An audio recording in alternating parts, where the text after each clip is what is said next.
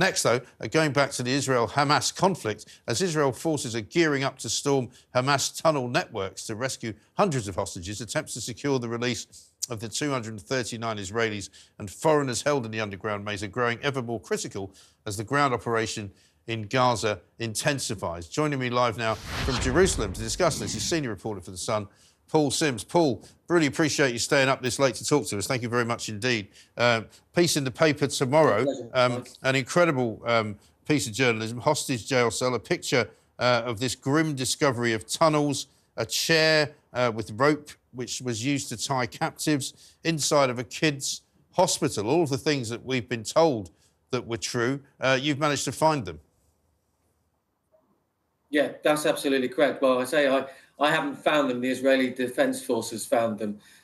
They've essentially they've gone pushing further into Gaza City itself. They've gone towards the Rantisi hospital, and they found a tunnel that was close to a property that was owned by a naval commander within Hamas. You can see on the picture there that they found the tunnel entrance. They've gone down into that tunnel, and then below the Rantisi hospital, they've discovered this basement that Hamas was using to stockpile weapons. You can see AK-47s, RPGs, grenades, and suicide vests. There's also the motorbike that you can see in the picture there, which is riddled with bullets. Yeah. They believe that motorbike was used to spirit some of the hostages over from the Israeli side back into Gaza, and obviously beneath the ground into the labyrinth of tunnels.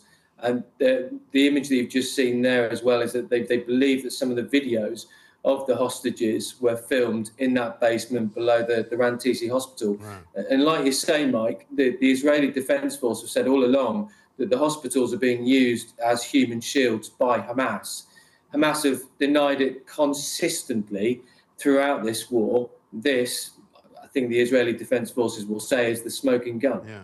And do they know, or could they hazard a guess as to how recently Hamas have been there, and more importantly, maybe how recently the hostages have been there? No, I don't think they can. I think it's very difficult to know how recently they were there. Obviously, the war now has been going on for 39 days. Tomorrow will be the 40th day.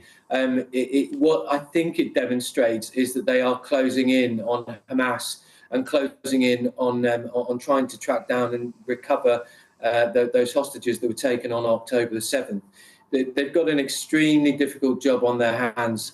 I was in Gaza last week, and what they're trying to do is identify and dig up the tunnels that are below Gaza City and northern Gaza. What they're trying to do is identify where they are, collect as much intelligence as possible that then may lead them to the hostages, but also to cut the head off the snake of Hamas. Difficulty they've got is that Hamas have kind of laid this moral dilemma at their door that when they go towards the tunnels and they identify these tunnels, they're heavily booby-trapped, so they blow the tunnels up, which then reduces their opportunities and chances of actually trying to find the hostages who are below. So one of the stories that we've got in tomorrow, which is an exclusive, is that we understand that a deal is very, very close now between Hamas and the Israeli government for the return of 80 hostages. In exchange, the Israelis have agreed to hand over a number of Palestinian women and children who are incarcerated in Israeli jails. But to facilitate that exchange, what they'll have to do is have a humanitarian kind of pause in the war for about 4 or 5 days. Right. And that's obviously something that the Israelis up to now have said they would not consider doing.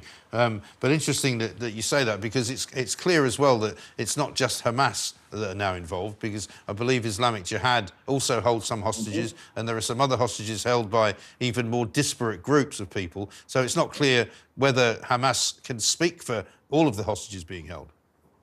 It's an extraordinarily complicated situation, as you can imagine. Our understanding is that about 180 hostages are held by Hamas.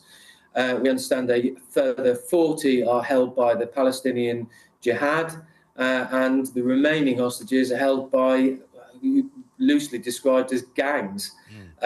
So it's a question of trying to locate where they are. there is intelligence from the Israelis that they believe some of the hostages are beneath the Al-Shifa hospital in northern Gaza, which is why they've surrounded that hospital. So not only do they believe that it's a headquarters for Hamas, they believe that some of the hostages are also below ground. That's why they're not moving, and that's why they're not bowing to international pressure.